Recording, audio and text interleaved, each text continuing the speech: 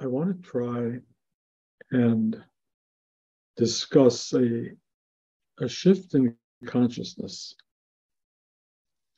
as a kind of descriptive that might make sense. Because so many people are looking for a shift that in their own mind doesn't occur. And so feeling somehow failed or incomplete or not sure what to do. And this is very simple. And I think you'll get it. A friend of mine called me the other day after long pandemic silence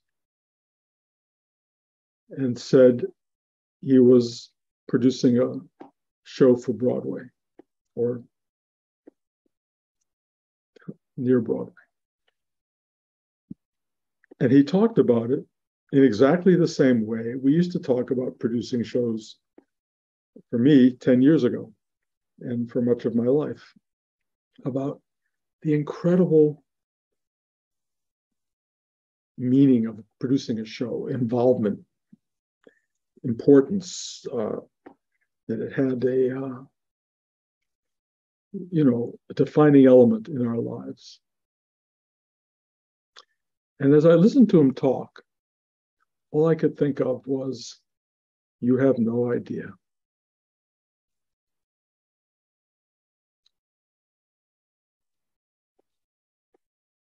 And the way I say that is, I saw a piece in the news about a group of people, kids, I think, producing a kind of show in the Ukraine.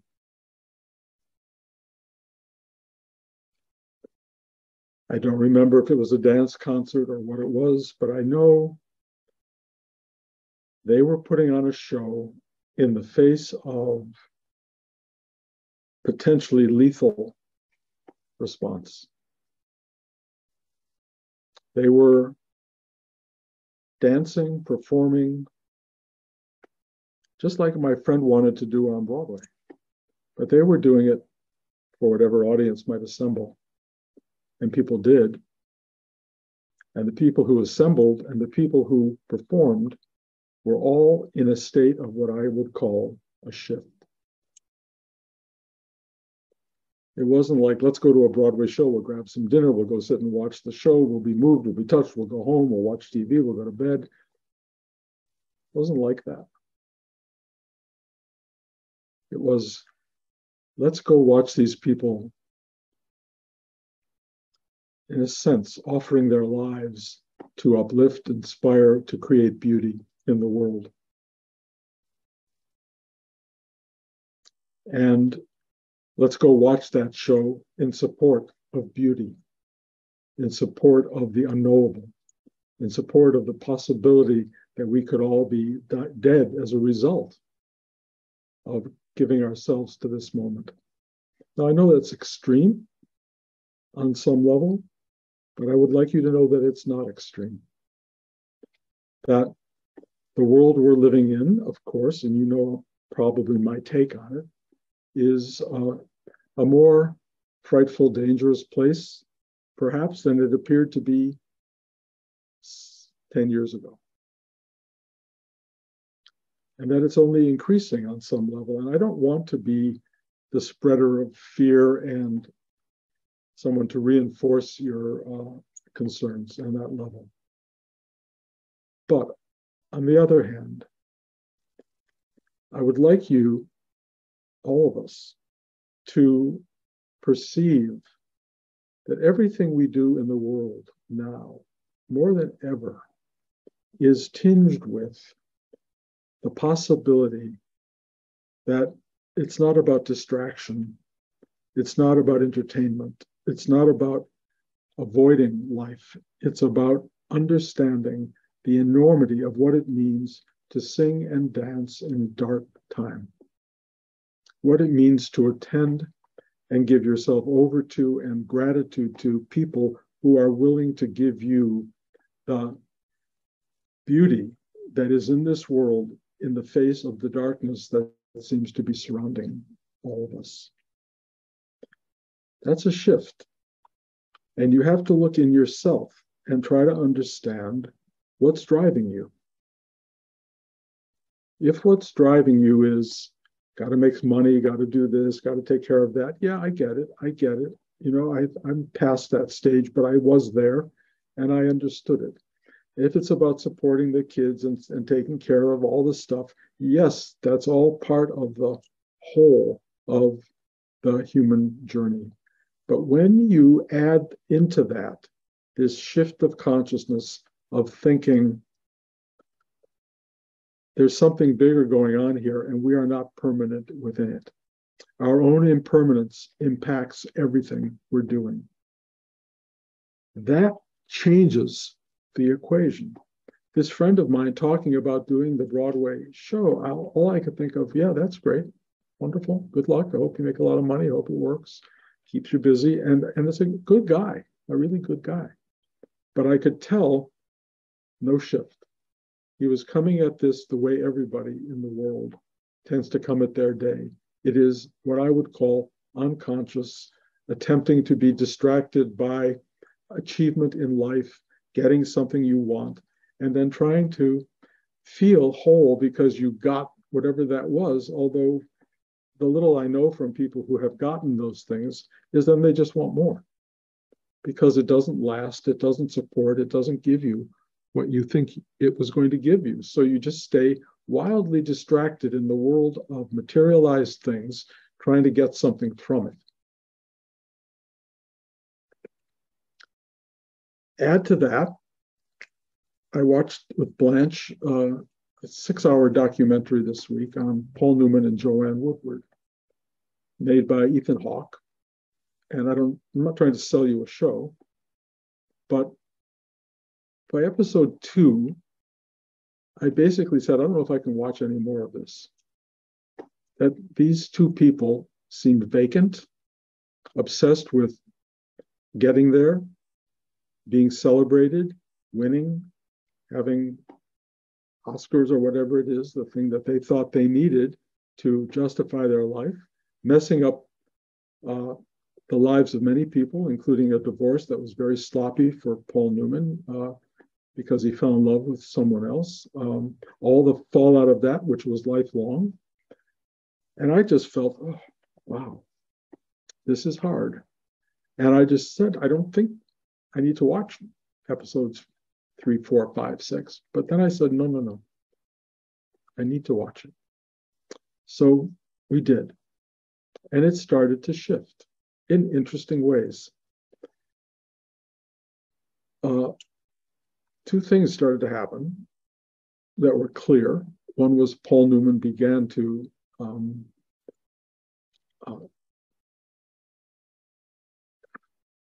have great success, more than his wife, which created strange tensions.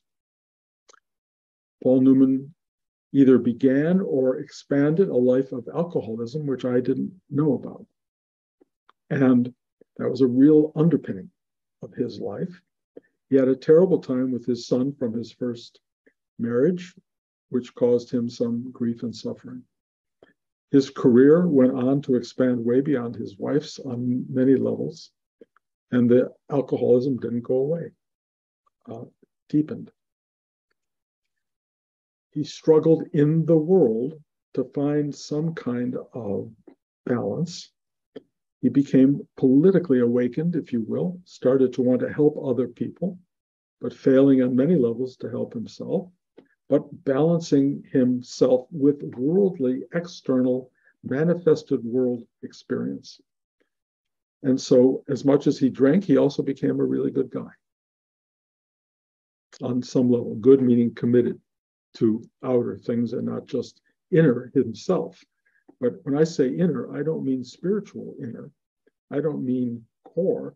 I mean basically life as a materialized being. And so everything went fine. And then a great drama occurred with his son. Those of you who don't know the story, I won't tell you the story, but it changed him.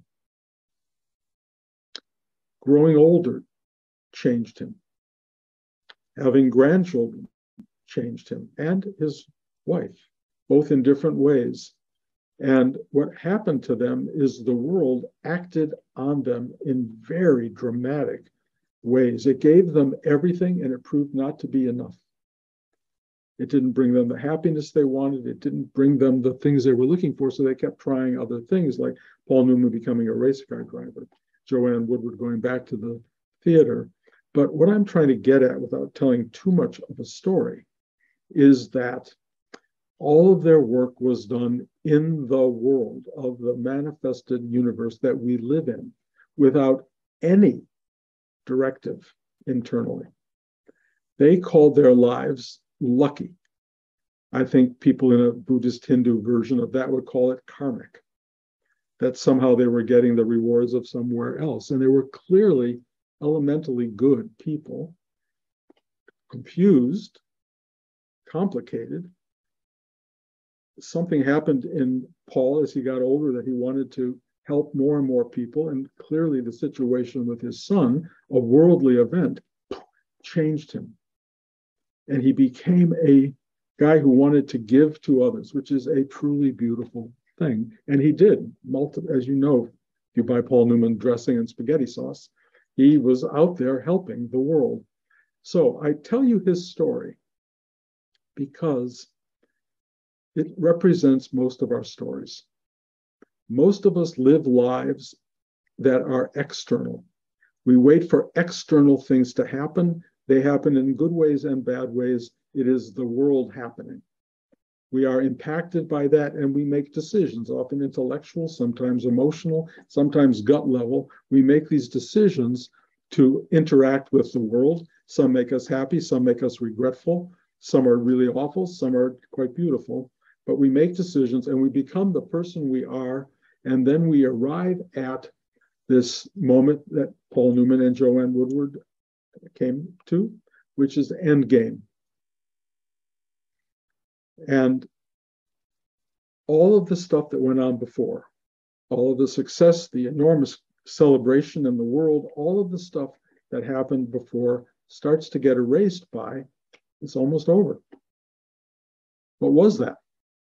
What was that all about? Where am I going? Some people ask that in a very big way. Some people just go, I don't know. And physical material lives usually end up with a kind of an accommodation with yourself in which you say, well, I did the best I could. I did what I could. And that may be enough. And then you die. And then, we all have another idea for ourselves of what that might be, but it happens. It truly happens. And the thing I watched in their lives was they used the world rather dramatically to achieve some kind of harmony and balance. And where I saw it the most was they're playing with their grandchildren at the end. All of the celebrity, all of the achievement, all of that stuff fell away to the simple pleasure of being with these little kids who started to grow up, but they only watched grow up a little bit. But it was enough to go, wow, that was their salvation. Their salvation was they got to play with the grandchildren.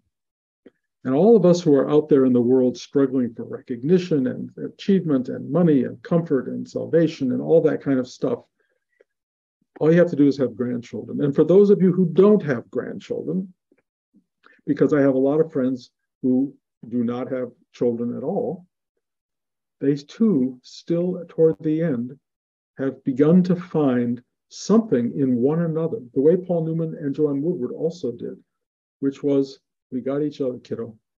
We got each other. Something I get really strongly with Blanche. When you're in the game for 53 years, something goes on. Something incredible goes on. And in the end, there's an unbelievable appreciation of that. So being with another helps a lot. If you're not with another who's truly wonderful, and all you got is another who's leaving you or who's already gone or nobody at all, you have this other kind of thing of How do I make peace in the world? So all of this, all of the stuff I'm describing is making the world work for you in its outer form. The problem with or without help, you are struggling through endless manifestation, altering as it does in every which way, and ultimately potentially causing a lot of discomfort physically, mentally, emotionally, and even the possibility of living in dark times where everything is chaotic and toxic. What then? And if you are lucky, and every one of you is lucky, there is a doorway, and I've talked about this from the beginning of time since you heard me talk. There is a doorway to that space, which is a guiding directive of how to go through that crazy outside materialized world that seems to have its rules that do not make sense for many of us in any way. They just happen.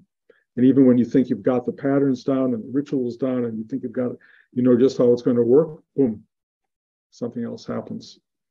I don't think that having a spiritual life or a directive life is the only way to live. I've seen too many people live good lives without ever having a real access to that, without having conscious access to that. Many people do have access, but they don't label it, they don't name it. They're just people who have open, warm hearts and open minds and good understanding of life, and they guide themselves through it.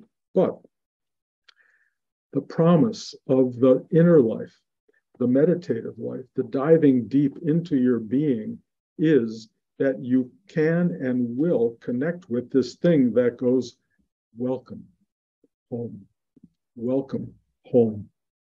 You can sit in this space quietly and really deeply, deeply touch life, see life, learn how to move through it, to swim through it, to climb up through it.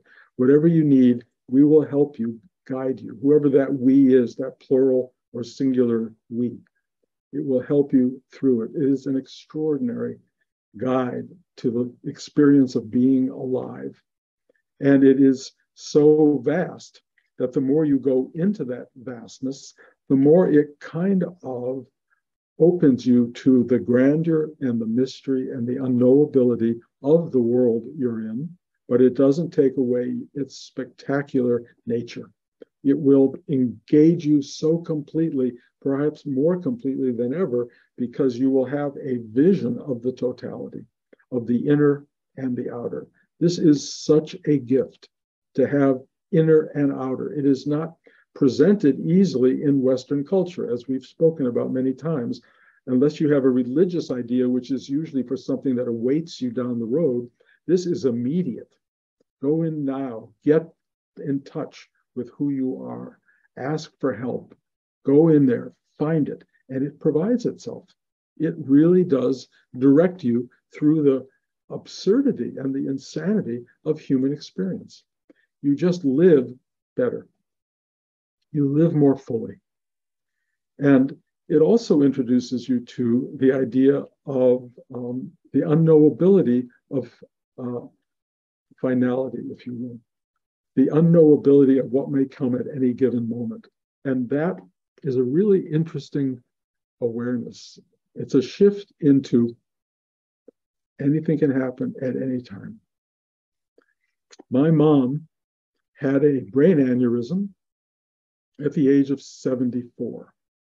She was reaching into the cupboard to get a glass for a glass of water.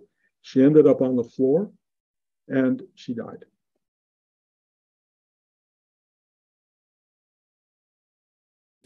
Hollywood about it, nothing dramatic.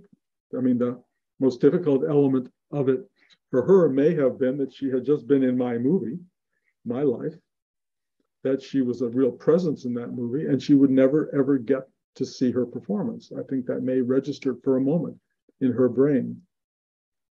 It certainly did in mine.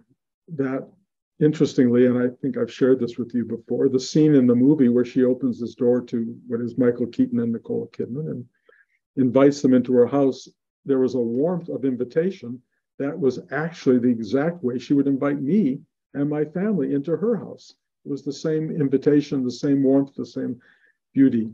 And as horrible as that may be, what happened was that we were mixing the sound in the studio for that scene when I got back from the funeral. And so for a week after my mother's passing, she was welcoming me into the house over and over. Come on in, come on in. It was the most beautiful, loving thing, but I had just lost her. And I look at the material world as a place where anything can happen. And to bring this to sort of a vague conclusion, I finished the other day a full pass at my biography or autobiography. And I knew from my inner directive way back when, following my LSD trip, when I asked why I was back, I was told, you are back to tell people what you saw. I had been given a vision that I've tried to express and talk about over the course of the last 50 years or more, and that has never gone away in terms of its magnitude and its complete capacity to dwarf all of human life into like nothing. But it said, tell people what you saw. And then they said, recently, through various voices, including external voices and internal, finish this thing. Tell your story. When I wrote the last pages of it, knowing that I'll go back and polish and do all this stuff, perhaps, but when I wrote the last pages, I got this feeling, and I get it. It's really interesting. When I work with my photographs online, and I told you this about my grandson as well, when he plays with the photographs online, we play with them and we do all this stuff, and then there comes a moment where you go, done, done. And you know it, the work is done, that you can't add, subtract, you've done it. When I was typing sort of the last pages of the biography, something said, done.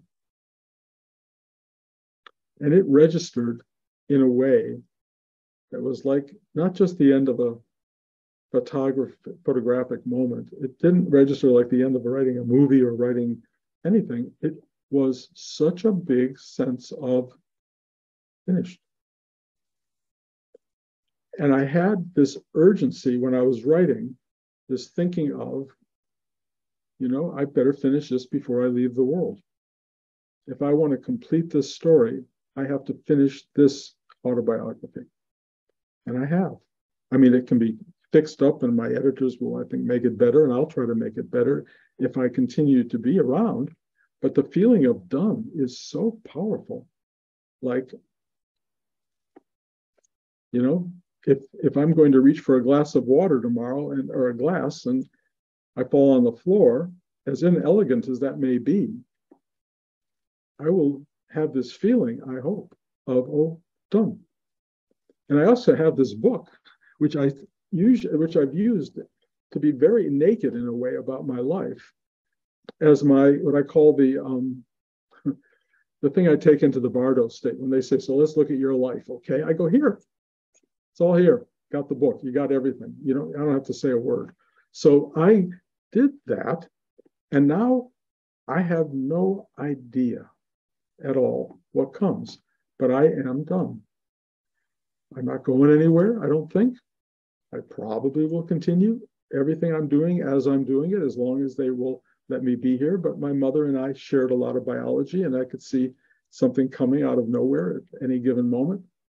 And that will be that. I would hope that you don't mourn me. You if you want, you can read the biography. You'll get the whole story in there, and I don't know what that will mean, but it feels good to me because it's an acknowledgement of what I'm talking about here, that there is a world out there, a big world that you can live and do very well in. You can be Paul Newman and Joanne Woodward, maybe, have this whole thing which does not satisfy, ending up with grandchildren, ending up with being very giving to the world in many ways. But you can also have a life that goes really deep inside and makes you realize that your life whatever its attainment or lack of attainment is your life. And in a way, it is a holy experience. It is a magical, wondrous experience. And if you can shift into that gear from putting on a play just to do another thing on Broadway to putting on a play in the face of bombardments and death all around you, that's really what life is. Life is performance in the midst of endings, of chaotic endings, beautiful endings, of warlike endings, and going to sleep and not waking up endings. Who knows what your ending will be? But I will tell you, if you can make the shift from going about your day and getting stuff done and thinking this and going to bed and watching some TV and getting the news and going, oh, this is terrible, whatever your thing is, you can go into the shift of that life is being lived in a space of unbelievable impermanence. That anything can happen to you at any time, from an aneurysm to a bomb dropping to, you watch the news at all and you get a sense that there's sort of a madness out there and things can happen. So knowing that, live accordingly. Live with this shift in yourself where you actually feel that life is a holy moment-to-moment experience. It's a gift, moment-to-moment gift. And if you can feel that, if you can allow yourself to live with that, your entire spiritual life will have been worth it. Even if you don't feel enlightened, even if you don't feel like you have arrived at some, I don't know what, I call it the PhD of spiritual arrival, where you know it all and have it all. And, and I've said 1,000 times, having it all and knowing it all is a complete fabrication, because ultimately the key element is that there's no you to have it or know it. So until you let go of that part, you're still caught in the, whatever it is, the ownership and the idea of being special and having clarity that other people don't have, or whatever you think it is. All it is deep, profound appreciation. And it feels exactly like going from putting on a play on Broadway to performing in a war zone. Try to see the difference. Try to feel the difference. That's all I'm trying to sell you here, that there is a shift. It's tiny, but it changes everything. And you don't need more. But if you do need more, don't go into the world to get it. Go in yourself. Go deep. Ask for help.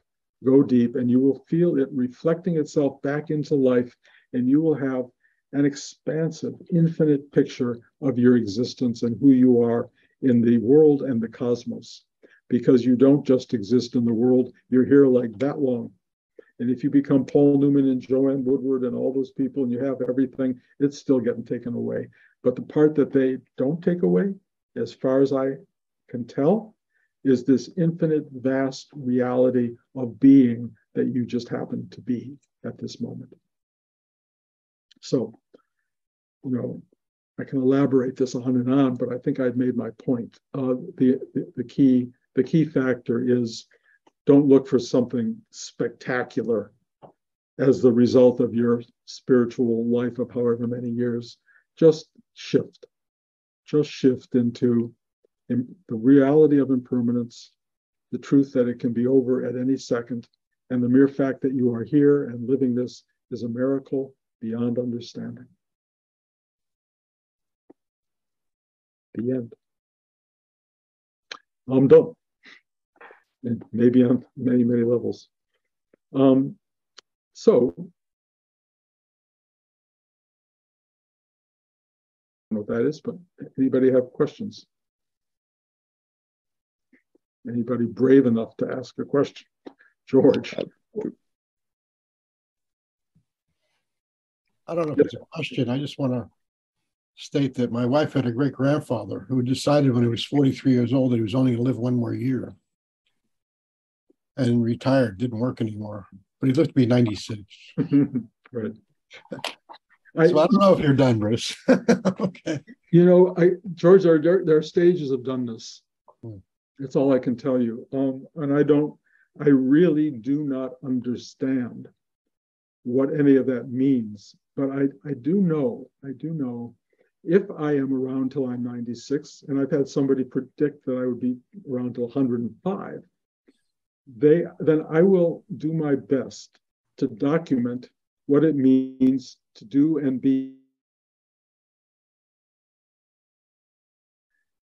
total impermanence and dissolution in this slow motion journey that happens when you're done. It's not quite so slow motion when you're busy and getting everything going, and God knows if I'm around that long, I'll maybe write 4 more movies and do, I don't know what, but it will not be from the place that I've done it before. It simply won't. All I want to do is perform for the audience that knows that the bombs are raining all around us, and that performance is holy. That performance means everything. People who come out to watch a performance and knowing they may be killed for doing it, that really touches me. Or make these talks for those people. That's worthwhile, I think. So that's kind of what I'm doing. And we'll watch. We'll see where it goes. I have no idea. But the feeling is very sad. The world has always been in samsara. It's always been being destroyed and being reborn. Absolutely. And we're always terrified when it's being destroyed. And that's what's happening there. I agree. Although, as I say, there is a nobility to watching destruction from a simple place. And there are people who can arrive at that, and there are people who don't.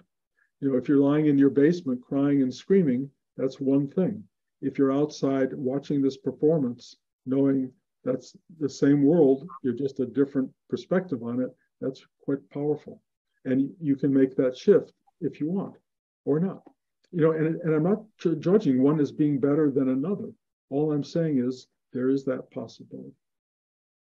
I saw other hands. Zach. I recently, in this last week, I've had an experience of, I guess I would call like emotional maneuverability. Like I finally, I guess, gotten on the inside of my emotional experience rather than the outside. And I've been actually having some sense of like shifting because I'm just shifting. You seem like you have more of a natural depth with this. I'm wondering if you could like elaborate on that or maybe give a little more guidance. Effort over time is kind of the guidance. I'm sure Rudy talked about that.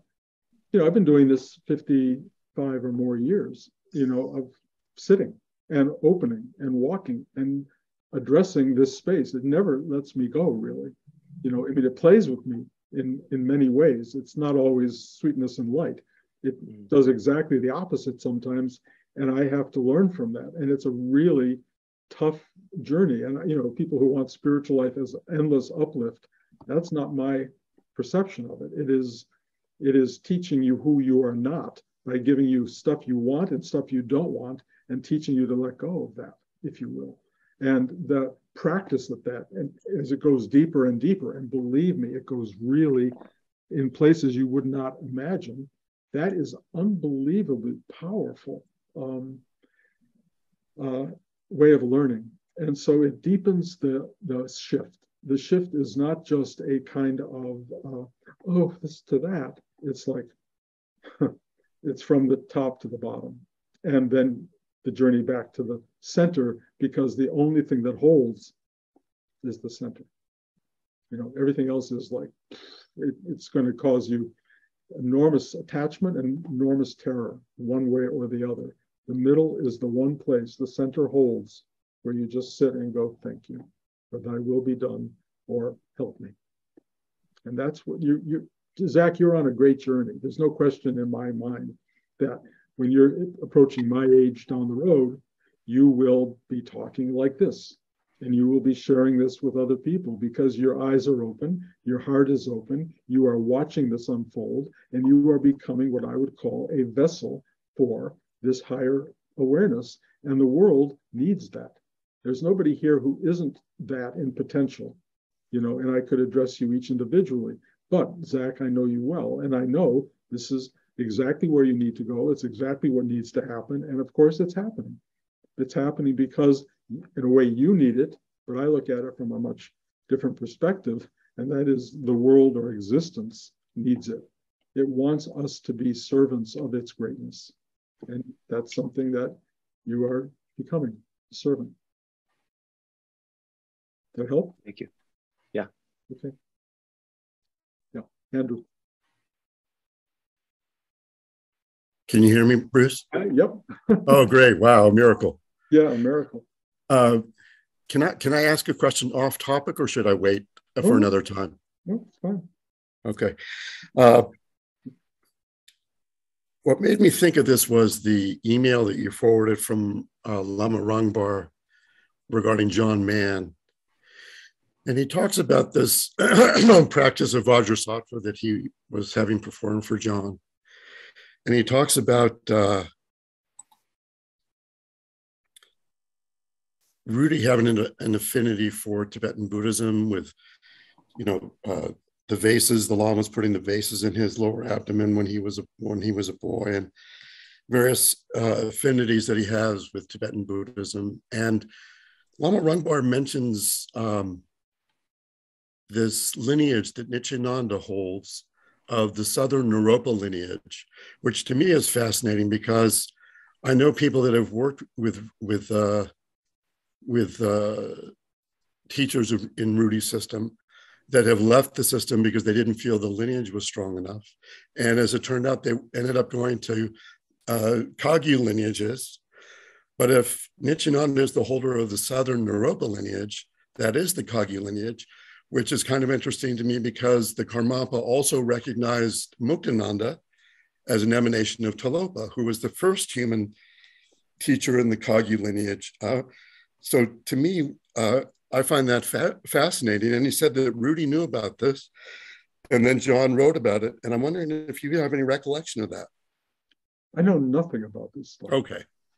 I am so abstracted in a way. And all of the things you're talking about, which may be real and meaningful and very important to certain perspectives of the practice, I don't go there.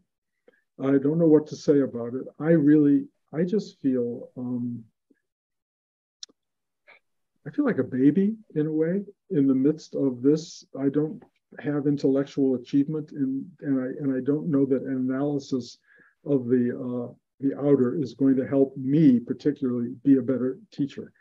And I just know Rudy, Nityananda, Muktananda for me was a kind of distraction in some ways, although helpful to me personally, but not in the positive. Well, I mean, it's positive, but my connection energetically is Rudy, Nityananda, and then wherever all that goes. And they were materialized gifts in the world that spoke to and allowed me to find the thing I had found in myself through the absurdity of an LSD trip. But whatever that was, nothing else in all of my travels in India and elsewhere, nothing else brought me to the energetic purity of that LSD trip until I met Rudy. So I say, whatever their lineage is, it goes back into that space. God bless, I'm grateful for that lineage. But I have never been able to use the brain to diagnose anything. It doesn't work. It comes out in a very different way, and it's just energy. It's like feeling my way into truth and knowing my way into truth and feeling a kind of intuitive sense of things. But if you ask me to sit down and write a book about what you just described, nobody would read it. I wouldn't know what to say. So I'm helpless in regard to that. And I think if you can find more about it and want to put it down on some level, there are whole groups of people for whom that kind of approach is very valuable. Just I'm not that person. Yes, I was asking in the context of pulling from inspiration of past sages, and of when I think of lineage, I think of being able to access that level of wisdom and those treasure holders that are those people. And for instance, when you look at lineage trees and in Tonkas or wherever you may see them, then there is this sense that if one feels lost or alone or seemingly without any assistance, there is lineage. And I always found that fascinating. There are those beings like Ramana Maharshi and Nityananda who are singular, who may not, there is no necessity for previous lineage because they are in an all, they are everything, and just they start the lineage there. But I asked, I guess, more in the context of looking for solace and where that might be found in the context of lineage. But it's fine. I was just curious about your thought on that. I mean, it's a good question that doesn't relate well to me. Sure. But looking for solace for me outwardly is, it will give you something that will have a mental hook. But when your mind starts to go and your body starts to go, all of that stuff is going to fall away. Everything you knew in that regard, gone. You wouldn't be able to remember Nityananda's name. Nitya was something Nitya. You'll be looking for stuff that has all of that information in it, but the mind is the only thing that keeps that alive. The deeper version of that is the reality of their energetic presence, the truth of the lineage carrying you into an energy that knows stuff. And even though you can't name it, even though you can't give it historical background, it is present tense. That's the only thing I know. And I cannot, when I leave this world and I have forgotten your name and my wife's name and everybody else, this will be present. And I know that. I know that. And it will have no name and no historical background at all. It just will be or already is, and that won't change. And if I'm wrong about that, then forgive me for all the wasted time I've had with all of you. But I don't think I'm wrong about it, and time will tell. And yet there are stories of Nityananda, for instance, disciples who, on their deathbed, and they were all alone, and there was no one there, and people, told stories of Nityananda came to them at the very moment of their death. And so the idea of forgetting Nityananda's name and everyone and the other lineage masters' names, it may not be important to remember the names, but my sense is they come and they remember you. My hope, of course, is that, but in a sense, I think more than that. I think you're right. I've been very in touch recently with that. They're already there, in a way, and I just feel do the work, be available, live an open-hearted, giving, loving life, and I would, if I had to bet, the people who are most important and endearing to you, the beings or the being, will show up to take you in. I can't imagine it to be otherwise, but my imagination is not perfect. Thank you, Bruce. You're welcome. Brenda. Bruce, I just want to take a moment to really thank you for what you're doing with us your picture moved. What you're doing with us is talking about this process that so many people avoid, from my mother to, dear friends who passed on. They refused to talk about it. They just acted like it wasn't happening, and we're all just, my mother actually got mad at me. She said, you can't change anything. What, stop talking about it. And I'm like, but you don't understand what you're going through is one of the most precious things that any of us, we say goodbye to who we've believed ourselves to be. And, you're being like Ram Dass for us. And Ram Dass talked about everything, and he, his entire experience. And I just feel so grateful to be sitting with you because I didn't have the direct experience of Hilda, and I didn't have the direct experience of Ram Dass. You know, so I just feel like, thank you. Thank you so Thank much. you. You know, it has very little to do with me, to be honest. And all I can tell you is I do what I'm told and share what I can share. And I can tell that I feel better about serving than achieving, you know, just doing what's there. And if it speaks to you, that's beautiful. Do not probably, you know, judge your mother or anybody else for their failure to do it. We're not trained in our society to do this stuff. We don't, it's not part of the culture. I don't know why it's not. Those who learn it are lucky.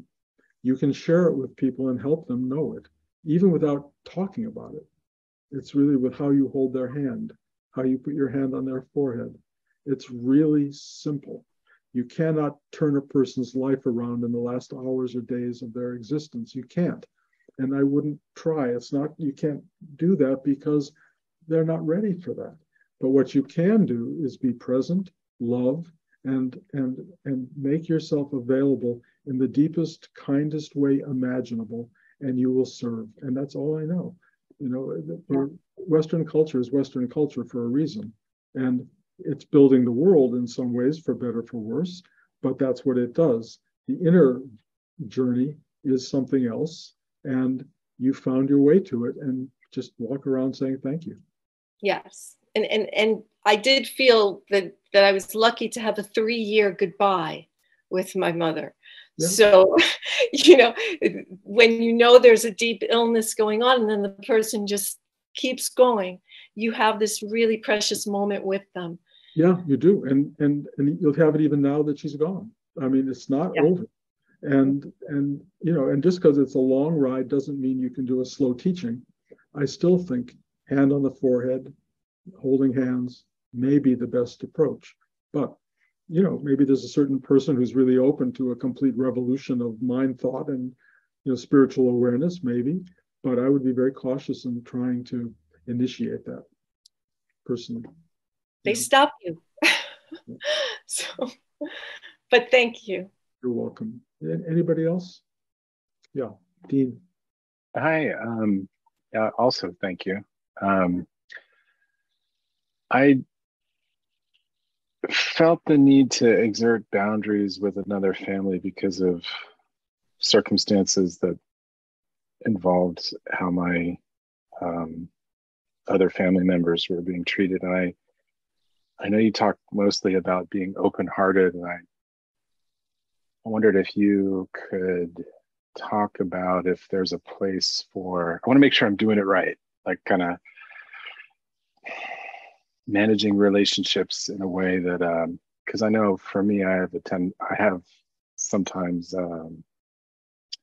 resorted to a kind of emotional cutoff. And I'm worried that, I don't want to do it wrong. I don't want to. Dino, the only thing I can say to that, and I think it's important, is deep honesty with yourself and with them.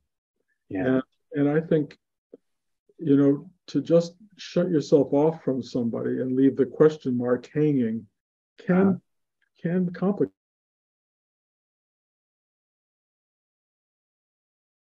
If possible, to talk about or express to them in some way what you have thought, what you decided to do, and why you did it, to clarify for yourself and make yourself at peace with that decision.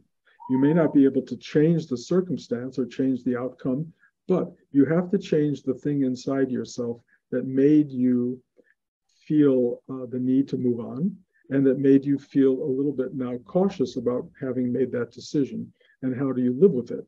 So if you can make some kind of amends with people, not to bring it back to what you want it to be, but to just say, let me put this clearly and lovingly to you, and that's that. That is healthy to do. If you can't do that, then you have to find a way in yourself to go, I couldn't find a path to that. There was no way to that. And if there is no way to that, then there you go. But if it's defining you at the end of your life, my guess is it will be a trap of some kind. It will trip you up. And we all have those things in our lives. And I watched how the departure from this world is filled with landmines in a way, some very small and some surprisingly effective. And they set a tripwire, and then you get blown out of the conscious journey back to self by the stupid things that were resting in your past. I would try to undo as much of that you can physically, that you can emotionally, and that you can internally. Somehow acknowledge it, somehow make peace with it, so that when the time comes and it starts to show itself, you can go, I've already dealt with that, and let it go. But if you're still dealing with it, if it's hidden, if it's still buried in the ground, ready to explode, you don't want that. So I would find ways to clarify any of those things in your life that you can. Some you can't. But you want to be there, even if it explodes, to go, I get it, and go with it.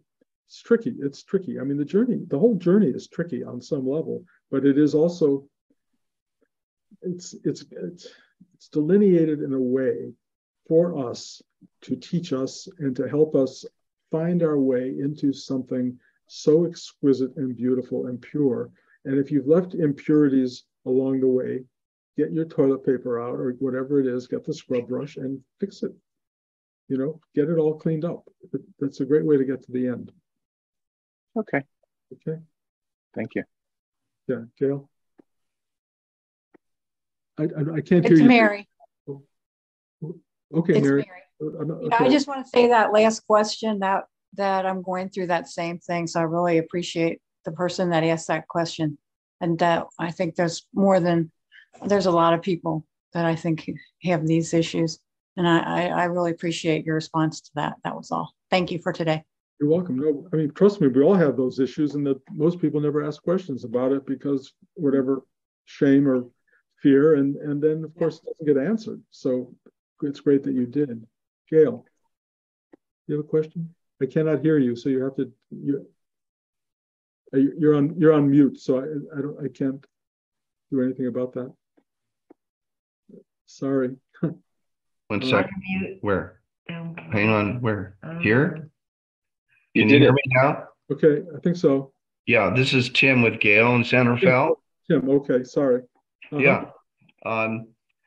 It's been 2 years since I've heard you speak, and I really appreciate it. Gail's here in Santa Fe. I wanted to say I so appreciate, now realized you made your huge transition from the West Coast to the East Coast several years back, and I, in a parallel way, have had a lot of structures in my life fall away, losing my property, and having to try and recreate career in a lot of circumstance, not going to plan and pushing. And you just reminded me today here about if the externals aren't going your way and you push hard, listen to coming back into the what I already have. And I'm still trying to grasp it, because I have to make career economics happen better out there. But the guidepost, can you maybe say a little more about that when it's not like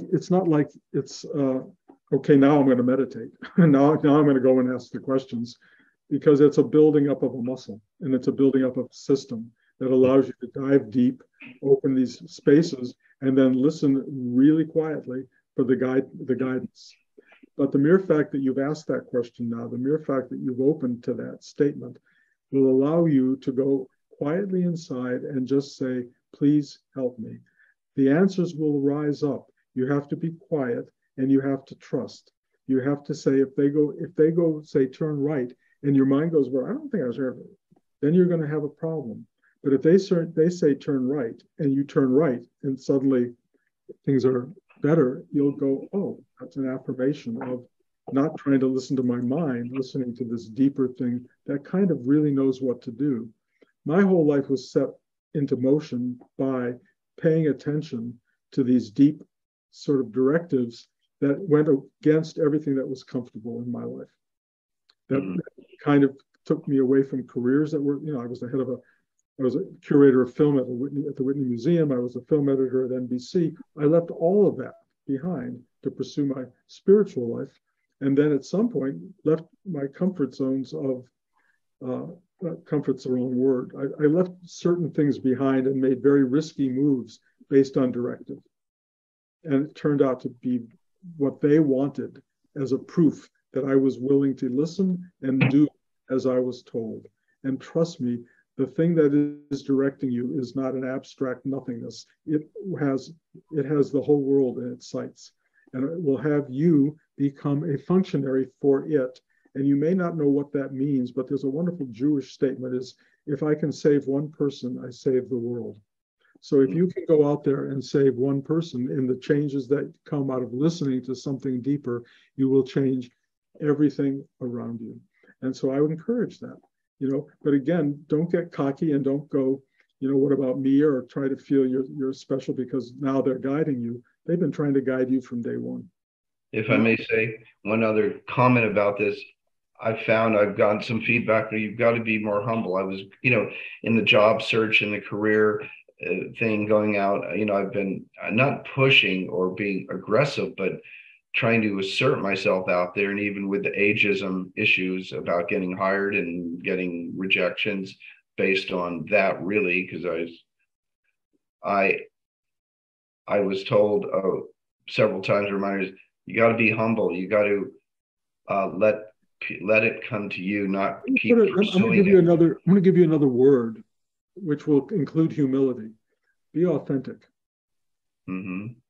Don't do a script. Don't do a presentation. Don't be theatrical. Don't try to paint a picture. Just be you in the deepest, most real sense that you can. That speaks to people. And if it doesn't, then they're not people you want to be with. Mm-hmm. Mm-hmm. And the breakdown of the things that gave the kind of matrix of what I thought were the things that gave me a sense of self, stability, advancement forward in the world, have kind of haven't been working out, and I having to find a way to accept that, and not, why be. Unfortunately, the world doesn't work out in the true sense of the word. It's a very mercurial, strange place, and all these things happen. Find the stable part of your being and let that direct you. Inside, listening. Good luck. Thank you. Let me know. Anybody else still there? Phil. Hey, Bruce. So great to see you. Thank you for this class. This is, I don't know if it's a question, it's what you said triggered it though, because experientially, I was just involved with a film which was going to start shooting in a week. It's a feature film I wrote, romantic comedy, 200,000 in with pre-production, and Sony pulled the plug. And legal came in and said, oh, it's too much like another film. And it's gone, it vanished. And all those people who were involved, and all those people who were, the cast about to be flown out. And I'm involved in another project, which is a 7-episode series shooting in the spring. And that's for TV. And my partner said, what if that happens with this? And very much like obsessed about the future. And I said to him, look, our job is firemen. We run into burning houses, and we do the best we can. And that's our job. Yep. And that's it. And I hung up and I'm like, oh, wow, that's life, isn't it? Like I just had that reflective moment, and I could have had a huge, dramatic meltdown about it. And I realized I'm kind of just experiencing it and moving forward. And it was kind of fascinating. And I'm sure being in class with you for 20 years helped me just go, okay, I'm a rock and the stream is passing around me. And what's the next thing that's happening? And you've been around my life, so you don't have to read my biography, but I've had many of those moments where we were days away from shooting and the lead actress said, nope. And the whole thing fell apart. Everything was happening, fell apart. This has happened so many times that half of my book is about the loss of possibilities. And what I talk about in the book, because I think the spiritual journey really is about the absolute destruction of ego, mind, and attachment. that Hollywood for me was the greatest teacher ever, because it did everything to destroy my ego, and succeeded in many ways. And I have no regrets about it. And even you talking about it, like, okay, it takes away everything you wanted in a way. And if it gives you everything you wanted, it still takes it away in the end. So there you are. If you're looking for your salvation in the world, trust me, it's very hard to come by. The trick is, what is it that gives you a day? What gives you joy in the day? Is it, you just put on some coffee or something? That gives me joy in a day. My cup of coffee. Blanche makes the best coffee. And, that's what I start the day with. And I go, wow. And often that's like one of the great highlights. And you cannot make the outer world conform to your need and think that it's going to give you happiness, because in the end, all of that is ephemeral. It's just ephemeral. It's good. Have it. Enjoy it while you got it. If you do, enjoy what you do have. I mean, you can talk to people about, you're sitting on, it looks like a very comfortable couch. People never stop to say thank you to the couch, ever. That's not even in the mindset that you have a comfortable couch. It's like even sitting down in a chair as opposed to have to stay on the floor, is an amazing thing. If you get to a point in life where you are aware of every ounce of literal and figurative support that comes to you, it changes how you live. That's all I can tell you. And I know this sounds like it's a mental thought idea. It's not. It's a kind of true gratitude and knowing that something cares about you, even when it's ripping you apart. But and also just a final thought on that. And your talk is about it. What is the difference of being in a war zone versus being in a comfortable Broadway play? Is your experience is so much more filled with gratitude, and we're here experientially to literally experience the good and the bad. I have a friend, another very spiritually aligned friend, who has a great saying, and he says everything is adventitious. I love this saying, and he means the good and the bad, the heartbreak and the victory, and it's all valuable. Absolutely. And I do take that in, and at this point, and I just wanted to share that has really helped me. So. I just spent, Blanche tells me, $32,000 on my pond outside, putting in a dock, doing all this stuff, taking out all the reeds, all this, everything, to make it really beautiful and make a paradise for ourselves. The pond is now down to about 2 feet. The dock couldn't stand up. It was collapsing in on itself because the posts couldn't hold it. And all I could think was, you cannot escape the reality of the world. And my dry pond, which looks like the Grand Canyon, and wasted, and then, the water may come back, but the reality is I walk around looking at this big, not empty yet, but almost empty thing, and I go, yes, I am part of the totality. That's what I am, and that's how I'm going to live it. And we just put in this big, beautiful Buddha that Michael Galante gave me as a gift, and it's a big 6 foot, not 6 foot, 3 or 4 foot Buddha, 600-pound thing, and kind of overlooks the property in a way. And it offers this blessing, and it overlooks the pond. And the pond, as it disappears, and reminds me of the global reality we're all facing, and which is becoming faster and bigger than we imagined. It helps me be appreciative, so that when I do anything in the world now, it's like the dancers in the Ukraine. We may not be in a war zone in terms of battles and things, but we are in a war zone in terms of a world that is collapsing on some level, people who are in total denial and beyond belief not willing to grasp it and help out. So we're all suffering through that together. To think of yourself as finding the perfect place just for you, where you're going to be fine, forget it. We are in this together. Shift. The attitudinal shift will make you part of what's going on. And I look at my Grand Canyon outside my window, and I go, thank you. Gratitude for an empty pond. That's a good title. That's what it's taken me 55 years to figure that out.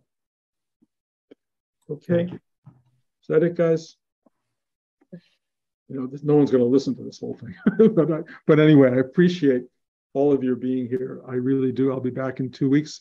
I will tell you, Blanche and I are even talking about a trip to the West Coast at the end of October. And if we do, I'll try to go to the north and the south and have a class if anybody wants to bother. Remember coming to a real class. We'll see if that happens.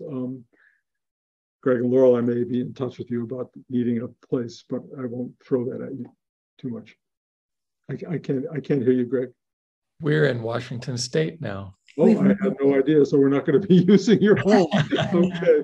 If I come to Washington State, I may change that. So there may be no classes in LA because I don't have anywhere to go. But I'll do my best. And if I get to see you, wonderful. And if I don't get to see you, thank God for Zoom. As much as I don't like it, I am grateful for it. Love we you. have a very small house. You're welcome to it. What was that? We have a very small house. You're welcome to it. Who said that? Well, that was Phil. That's Phil. Thank you. Bruce, this is Darlene. You could use our house too. We'd be happy to have you here. Okay, thank you. Thank you. I definitely will put out a call for help and we'll see what happens. I appreciate you all. Have a wonderful couple of weeks.